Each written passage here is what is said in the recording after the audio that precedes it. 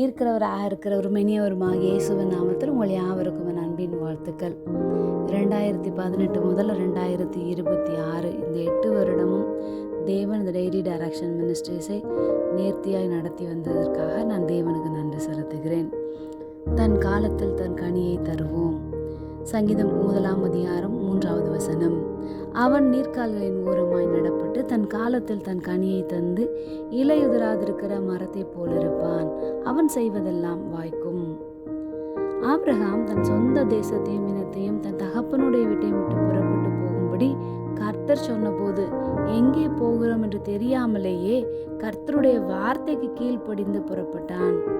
உலக மனிதர்களின் ஆலோசனை கேளாமல் கர்த்தருடைய ஆலோசனைக்கு கீழ்ப்படிந்து நீர்க்கால்களின் ஓரமாக நடப்பட்ட மரம்தான் ஆபிரகாம்.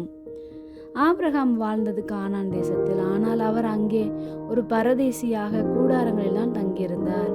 பல நேரங்களில் அங்கே பஞ்சமும் வறட்சியும் வந்தது.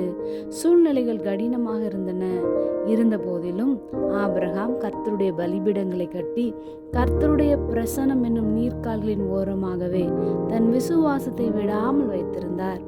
வறட்சியிலும் அவருடைய விசுவாசம் என்னும் இலை உதிரவே இல்லை.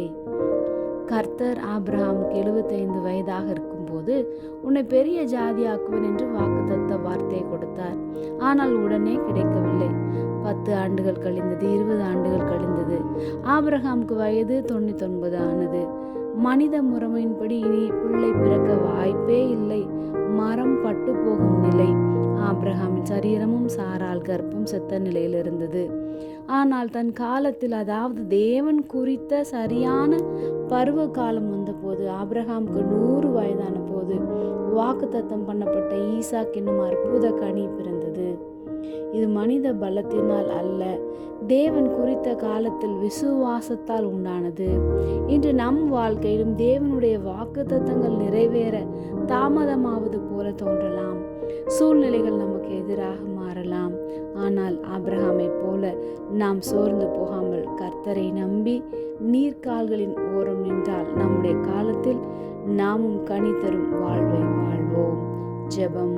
அன்பின் பரம தகப்பனே, எப்பொழுதும் எங்களோடு கூட இருக்கிறவராகவே இருக்கிறவரே, அதினதின் காலத்தில் நாங்கள் கனி கொடுக்கிற வாழ்க்கை வாழ எங்களுக்கு நீர் உதவி செய்வதற்காக நாங்கள் உமக்கு நன்றி செலுத்துகிறோம். இயேசுவின் நாமத்தில் பிதாவே, ஆமேன்.